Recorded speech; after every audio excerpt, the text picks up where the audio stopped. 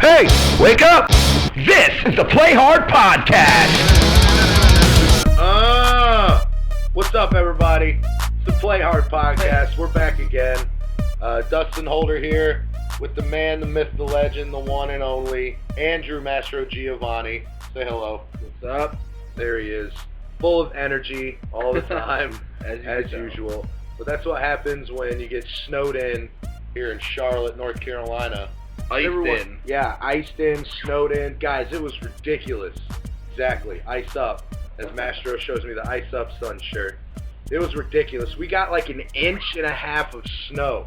Do you understand what 1.5 inches of snow is? Especially to us New Yorkers. Oh my God. It's like a normal Tuesday. By us New Yorkers, he means him. Yep. And all the other people that are generally in and around this area, except for me. I'm from Charlotte, and I thought it was okay. I didn't think it was that bad. But apparently it was a big deal because everything shut down, as usual. But I will say, though, as Southerners, and being the only relevant... At least it wasn't like Atlanta. I mean, come on now. Yeah. People were stuck in their cars from noon yesterday until like 8 a.m. this morning. There's people still in traffic in Atlanta. How bad would that suck? Did you hear that they sent kids back, like, kids had a snow day, yet they were stuck in school, like... I remember back in the day being, you know, we'd get snow days in New York, and it's all fun and stuff, you know, like... Yeah. We're home, we're enjoying our day off, so I couldn't even imagine what would happen if we had a snow day and we still had to stay in school. Like, that would pretty much be a nightmare. Yeah, but these kids in Atlanta, they don't even know what the snow days are. They get them like once every 12 years. Not often. I mean, we never got them that often down here either. Being from here, like I said, you know, I remember senior year of high school, 2004, we actually got about 17 inches of snow. Wow. It's a good amount of snow anywhere, especially down here. You guys are probably close for a month. Close, about 2 weeks. We didn't get out of school, though, until 1 o'clock when there was already like 8 inches on the ground. Now, this is going to start going into explaining kind of what I was going to say in the sense of Southerners do not have experience driving in snow. We all know this. We understand it. And it gets, people talk shit about it. They make fun of us for it. But you know what? It don't matter because we going to get in that truck and get where it needs to go, Andy. You hear me? True that, son. But they're really, it's a whole experience thing. I mean, I never drove in it that much, but I know not to be a dumbass. It's also different because up where you're from, upstate New York, right? A lot of snow all the time. Yep. They're ready for it. They got like, I'm sure, your small town of what, Vestal, New York, correct? Vestal, New York. Small town, upstate New York, probably has twice the amount of snow plows that we have here in Charlotte. It would not surprise me. What a dumb fucking dog. Please, he's an MVP and a world champion, right, Brown? He's an idiot. Fuck that dog. I'm just kidding. Fuck that dog. Yeah. Anyways, yeah, no, so Vestal, New York probably has twice as many snowplows as we do. I would say 20, 30 plows. Yeah, I mean, Charlotte probably has more than that, but not many. No, I bet you they have less than that. Atlanta, they're today. Greenville. I think they're from like Greenville. 9, they right? have one. They had one snowplow for the whole city. And they got more snow up there than we did. Yeah. But moral of the story is we got shut down by fucking 1.5 inches of snow. There was 2 inches in my house, though, so that's some legit snow right there, dude. All right, dude? Were you, like, gonna go out on your snowboard? And I was scared. I was going to go shred some gnar on my snowboard, dog. Do a little downhill skiing. Anyways. So yeah, we got snow everywhere. It messed up some stuff. Talking about snow in the Super Bowl now, which I think would be absolutely fucking hilarious. Because I think it's going to really affect the game. But you know what? Whatever. Super Bowl comes later, guys. Well, did you see now that there's not going to be any snow? Yeah, now they're saying maybe some sleet. Awesome. Yeah, which is cool. Better. Definitely better. Quit licking the beer, Braun. Stupid dog named Braun. Anyway, yeah, we got the snow down here, so, you know, nobody's working today. So what did we do? We made a podcast. All right? This is for you, for the people, because we love you. Of America. We love all America, 6 of you that are going to listen to this. No, but seriously. A lot of things happened since the last time we were here. We weren't able to get some podcasts up lately, just sheer busyness, working a lot, some circumstances, most circumstances including Of course, Holy Trinity Bulldogs basketball, right? Like, I'm sure we can include that on the podcast. Maybe later. Looks like it's working. Blake Griffin's on the cover. So, one of the main things that I think is pretty funny, I just kind of want to address real quick, is Justin Bieber, right? Yeah. Awesome, dude. Justin Bieber got arrested in Florida, of course, as everybody knows. Connection with some type of egging, and he got a DUI and some type of shit. But the only thing I'm asking about this child star, when is this guy going to Heath Ledger himself? Like, seriously. Like, can we be honest? I'm tired of seeing this kid in the news. This kid needs just to go ahead, just Jove on himself, just get it over with, put everyone out of their misery. I'm tired of hearing about this kid fucking shit up. Aren't you? Bieber? Yeah. I mean, he does need. I saw something say that there's a petition that he needs to get deported back to Canada. I would be fine with that. That'd be awesome. I'd be okay with that. Except for Canada's probably gonna put some walls up and not let him back in. No, I think we should petition to fucking deport him to Mexico. Like, make his life suck. Don't send him home. Yeah. Send him to Mexico. Send him somewhere worse. Yeah. 10 years from now, Justin Bieber's fucking drug cartel leader. Is that Kevin Durant? No, he came out in 2007. I just think it's funny that he got arrested in Florida. I don't think it's any coincidence that the state of Florida and Justin Bieber have a connection. I mean, well, and then he was drag racing, and they caught him going like 50 miles an hour. That's how G's do it, man. Real G's race at 50, dog. Oh, God, dude. The whole thing about that, and then him coming out acting like Michael Jackson and getting on the... Oh, Michael Jackson, sorry. No, him trying to get, like, up on the car and, like, salute his fans and shit. Like, yo. Kid's got issues. I wish you would have drove that damn car into the fucking... That's what happens when you're addicted right into to the ocean. You've been sipping on some scissor, sipping on some sip. Bieber's a fuck up. He really is.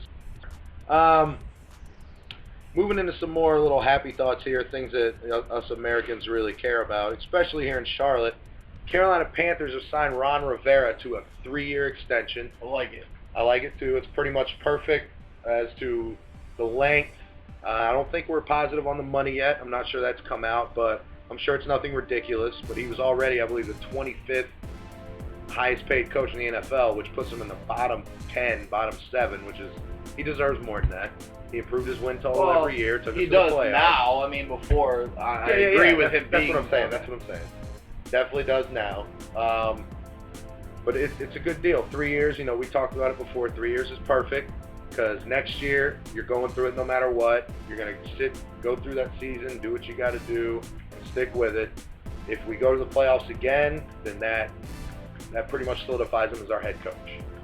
The only thing is, I do believe if we go to the playoffs next year, depending on how the draft goes in free agency, I believe he does have to win a playoff game in order to not keep his job, but to not be on the hot seat the next Tom Coughlin style. Yeah. So, I mean, and to be honest with you, I saw a lot of people saying that they wanted to only give him like a 1-year extension, so it still makes that sense of urgency. Like, you have to win next year, you have to win. I don't like that because no more lame duck coaches. That's what we did to Fox. Yeah, exactly. Where then you lose 3 out of your first 4 games, and you can just be like, I'm done. Exactly. And nobody wants that. And Rivera is, the players love him. They've said it numerous times. He's a player's coach. He's a good guy. I like him. You know, like you said, 12-4 playoffs. We had what, 7 or 8 Pro Bowlers? 7. Yeah, I mean, defense number 2 in the league. Only going to get better if we keep Hardy. I do believe the extension was well deserved. A lot of his success the next year, especially the next 2 years, depends on what we do with free agency. We have 21 free agents, man. 21. Yeah, and some of them are big names. I mean, I understand. Well, you got Hardy. Well, and I wouldn't say it's our, like, no, that's what I was going to say. It's not our big name players. Hardy's really the only big name. After that, it's just a lot of... Munnerlin. A lot of 1-year guys like, from last year. Core guys, so like... Mike Mitchell. Mike Mitchell. Mike Mitchell, Quentin McKell, Captain Munnerlin, Ted Ginn, Greg Hardy. Those are the main ones. Personally, Drayton Florence is a free agent. He's old. Bye. He's 34 when the season starts. Get rid of him. Yeah. Captain Munnerlin, if you can get him cheap, give him 2 years. 2 years, $8 million. If he'll take that. But I feel like, you know, being a Gamecock that is, he probably feels like he's worth more. But I'd give him 2 years, $8 million, because he can't cover anyone. He's a ball hawk, but he can't cover anyone. Mike Mitchell, I think you have to bring back. I assume you would agree with that. Mike Mitchell was the attitude behind this defense last year. He really was. Yeah, like you said, he was with an attitude, man. He one hit would fire, although then it came back and haunted him against. It did, but it wasn't his fault because the first hit they called a penalty on him for wasn't a fucking penalty. Shoulder to shoulder, head turned to the side. Pussification of football cost him there. But I like Mike Mitchell. I want him back. You're going to have Godfrey coming back, maybe. I think he might be a free agent that we might just say, adios to, which that's fine. He can't cover anyone either. It's going to be interesting. Rivera's success is going to be very contingent on that in the next couple years. I'm excited to see where it goes. As a Panthers fan, you have to be excited with what's going on and the direction the franchise is heading. There was a big to-do last weekend about the one and only best corner in the game. He's the best corner in the game, Andy. Richard Sherman, of course. Apparently, the 49ers matched him with a sorry receiver. Mediocre, I believe was the word. Yeah. Michael Crabtree. No, I think he said sorry. Maybe he both. Put a sorry receiver on me. Funny thing is, Crabtree's better than any receiver the Seahawks have. Except for Golden Tate. No, he's better than Golden Tate. Golden Tate is probably a top 5 receiver of all time. I'm going to pretend that statement wasn't made. I don't know if he's better than Doug Baldwin. Doug Baldwin.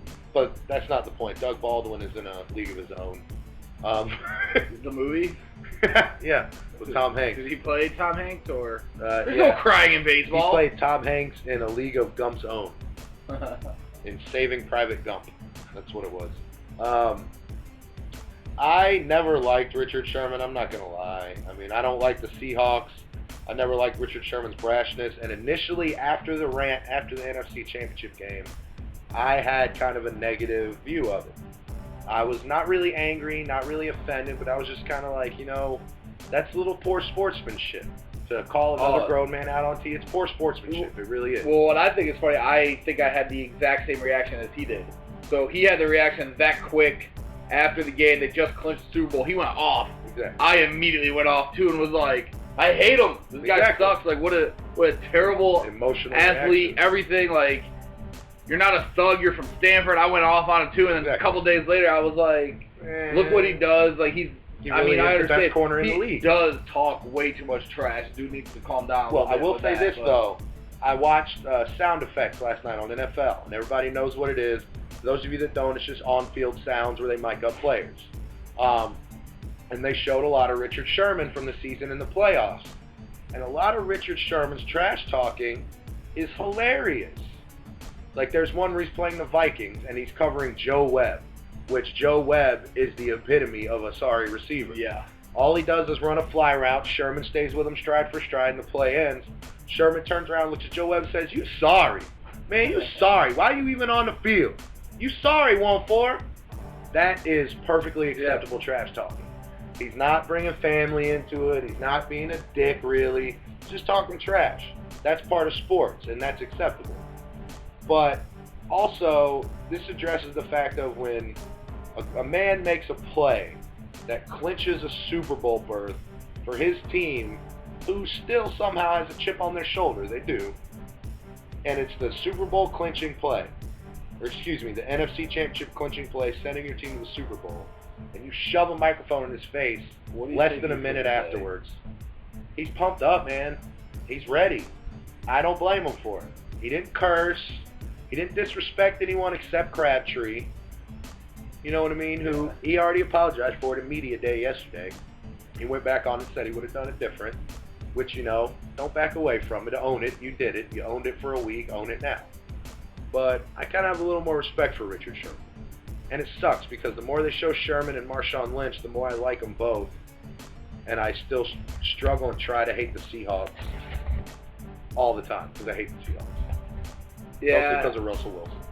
Well, to be honest with you, that's kind of... I think I was going to root for them. I was thinking more along their lines of, like, I'm going to pull for Seattle this year, but you know what? I'm still going with the whole... Peyton Manning is going to ride off into the sunset. Do you hear the stuff about his contract saying that after the year he has to be reevaluated if his back holds up.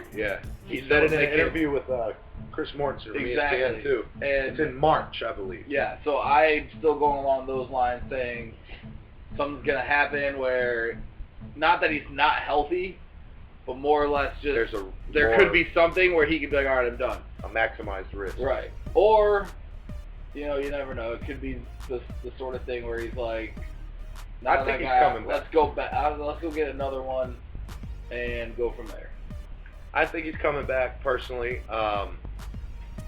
But what you're saying makes perfect sense. I mean, riding off of the sunset, he could pull a John Elway, just like Elway did with the Broncos. That's what I was thinking. Win 1 or 2, and then just say, you know what, I'm done. 38. Now, I don't know exactly what their roster looks like for next year. I don't know who's a free agent. Exactly, but if they're keeping a core of their guys, why would you not come back? I mean, you got there what if he does play it off like Elway, goes in there, wins 2, and then retires after next year? No, that's true. He could pull exactly an Elway, 2 years, 2 rings, deuces, I'm out.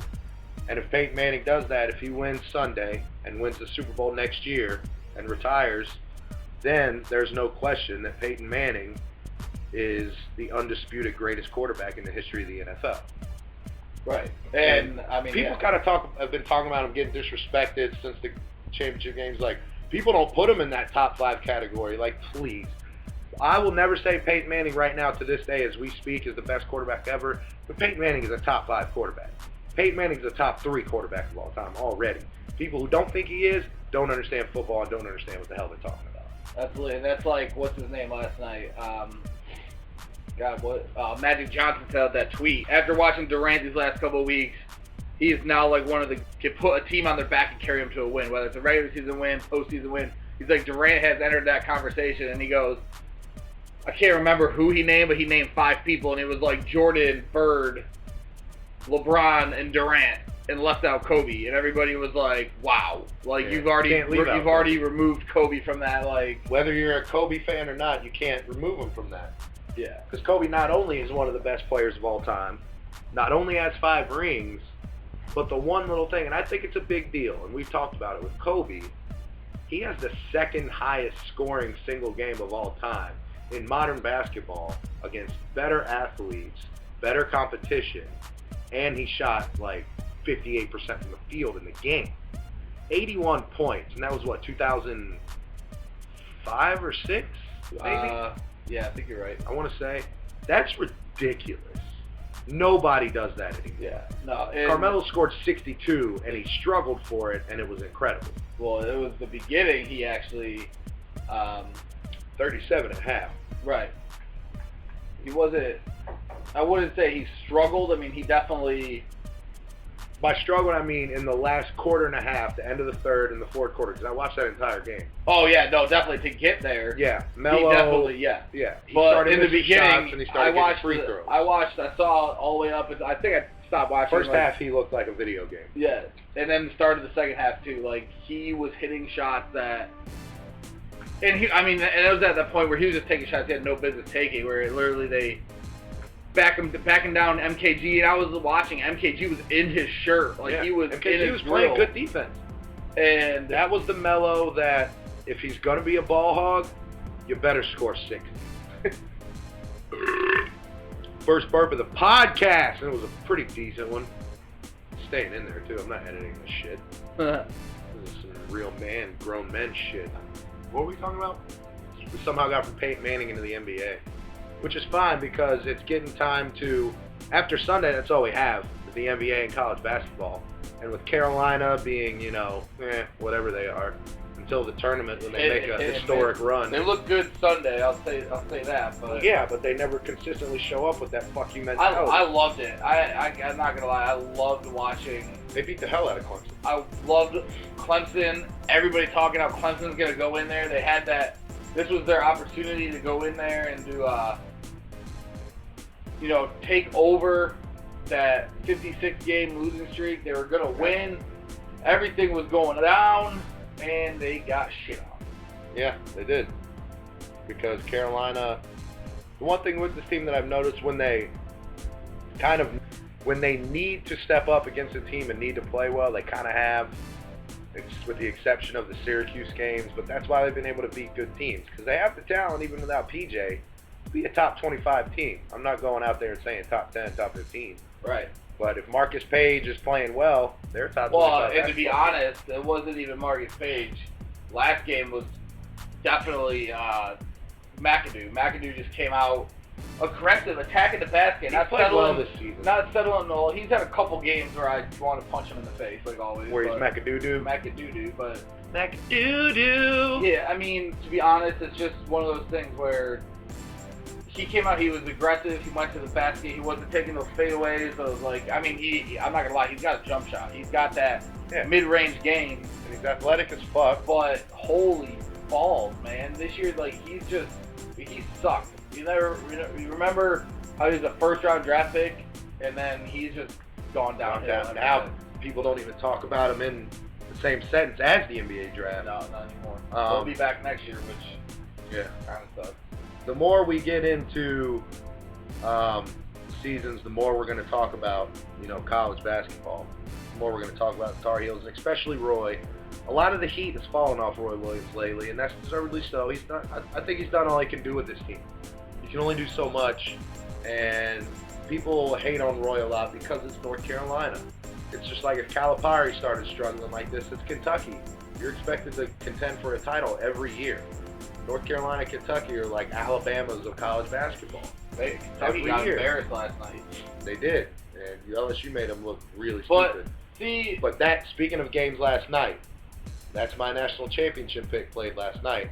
Michigan State Spartans. Oh, yeah. They beat a good Iowa basketball team without Adrian Payne and without Brandon Dawson. Possibly other than Appling, their two best players. Appling almost blew the game for him at the end of that. That was a hell of a game. I actually did well last night, gambling wise in college after having a rough weekend. But But I got Michigan State going all the way. Them boys can play. Yeah, no, they're good. And I think Syracuse is a little overrated only because from what I've watched this year, they kind of play down to their competition. I actually said this about 3-4 weeks ago. I thought Syracuse is the best team in the country. I was like, they are a well-rounded team. They are. They can defend. They can score. There's just something about them every year. And my biggest thing with them is they never leave damn New York. They do not go outside of New York to play a game. They play Carolina in the Carrier Dome. They're playing Duke in the Carrier Dome Saturday. Those are league games, though, so they don't control that. But if you look at their schedule leading up to conference play, they spend their entire time either at the Carrier Dome or playing teams in New York on the road. They don't go on the road. They don't go on the road. I don't know to cheer for Syracuse or Duke in that game. I hate Duke, but I don't like Syracuse. I go Syracuse. But yeah, no, that's a tough one for me. I think because of how much I dislike Duke, I almost have to go with. I think because of how much I hate Syracuse from growing up and having to deal with all my friends who like them, I almost want to root for Duke, but it's hard. Kind of just hoping that the stadium blows up. But yeah, we're gonna talk. We're gonna get in more to college basketball in the coming weeks. It's getting about that time anyway to focus purely on college basketball. I think pitchers and catchers report in like 2 months. I'm just kidding. I saw that. The next thing to wrap up this podcast here, we got to keep them short so you folks don't get tired of listening to our beautiful, gorgeous voices over here. You know you love them. This Sunday is, of course, the Super Bowl. Seattle and Denver. It pits Peyton Manning, the legendary Peyton Manning, as we were talking about earlier, against the young up-and-coming Seattle Seahawks and their douche of a coach, Pete Carroll. Of course, there's a connection here with the Super Bowl. John Fox, Broncos head coach, former Panthers head coach. He's one of only, I think Fox is 2 teams from different conferences. Yeah, but I think he is also, it's the same handful of number, I think. Right. But yeah, Peyton Manning is one of 2 quarterbacks to do it, one of which was Charlie Morton. No one would have ever guessed that. Yeah. What? I actually think that's not his name. It's Morton. Oh, so he sucks. and the other one was someone I don't remember. So, anyways, I think it's going to be a good game. 2 number 1 seeds, number 1 defense versus number 1 offense. It's going to be entertaining. There's going to be a lot of plays made. Richard Sherman, Demarius Thomas already going back and forth. But if we're going to get into it, who you got, Mastro? Straight up, or are we doing picks? Straight up. I actually, on the record, since we missed our podcast last week, went 3 for 4 in the game. Or actually, I went 3-0-1 as I hit or missed the over/under on the Seahawks game. I pushed, Nice. but I also did it in a teaser and won all 4. So it was a good week overall. The line, I don't remember what the over/under was, to be honest with you. Yeah. The last I saw it was +3. I know it opened up immediately as Seattle was favorites, and within minutes it turned. And I bet. yeah, like everybody in Vegas went hard on whoever, fucking Broncos on whoever. Mighty. Everybody in Vegas went hard on the Broncos. No, I mean, it's hard to bet against Peyton Manning, even though the Seahawks defense is one of the best we've seen in the past few years. Probably the best defense in the Super Bowl since the 2000 Ravens. And all you Giants fans from 2007 and 2010 can kiss my ass. Your D-line, not the whole defense, that's what won it. Your defense wasn't that fucking good. Anyways, got to get a shot in it, G-men, man. Yeah. Losers.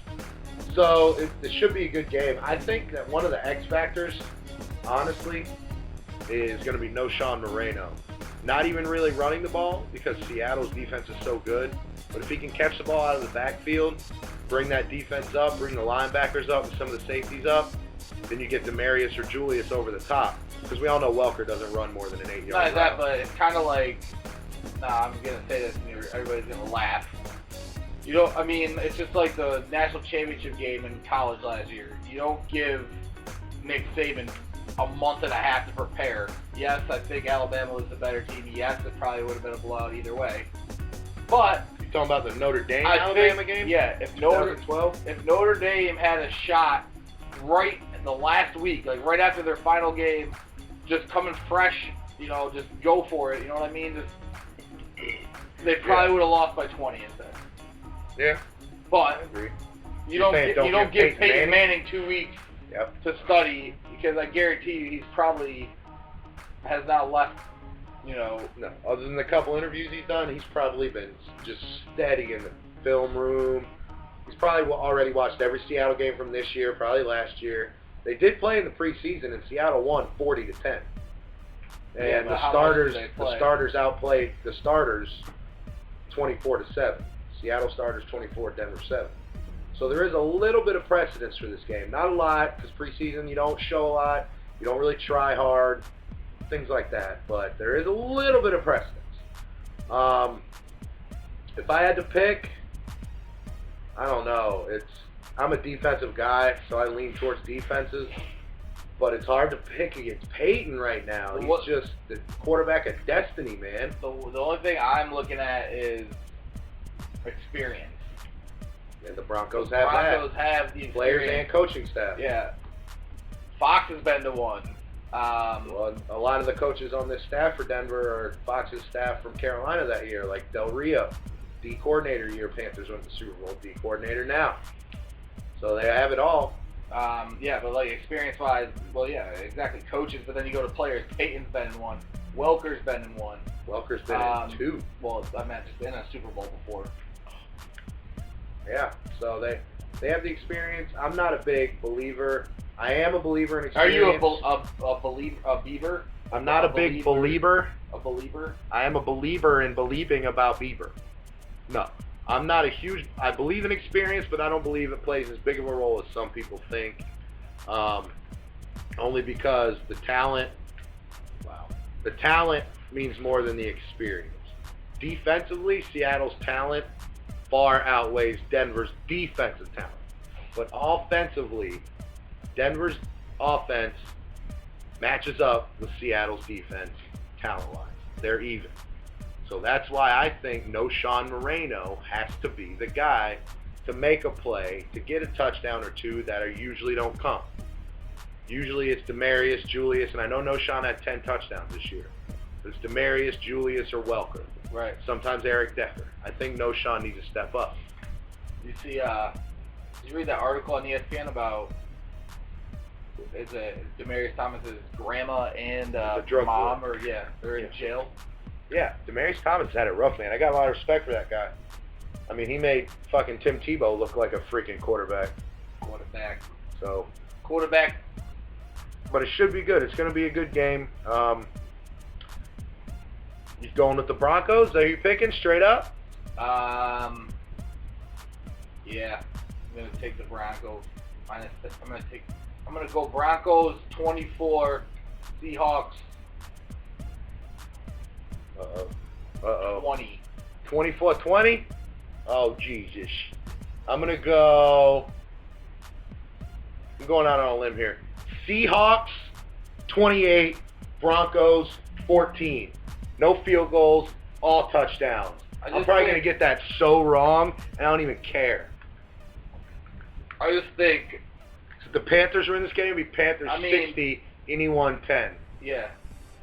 Yeah. We cheated. We got cheated out of a win or something.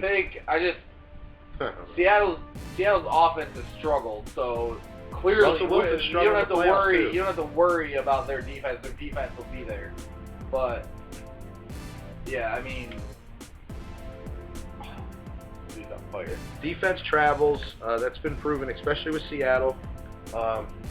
But I think that this Denver offense can travel anywhere. Oh yeah, absolutely. In time, out of state, out of country. Now let's say this: I was hoping that this would get the weather would play a factor, not to like cancel it and cause an issue, to move it to Saturday night. Which yes, I understand there would have been issues with people's travel and. It would have fucked a lot of shit up. It really would have. Do you know how awesome it would have been if they moved it to a Saturday night and it was like a big hit, and then from now on all Super Bowls were Saturday night because Super Bowl Saturday. Yeah. Oh my God, people would get so drunk and not even have to work. Yeah, you don't have to work. Well, let's be honest. Even with Super Bowl on a Sunday, that Monday should be a national holiday.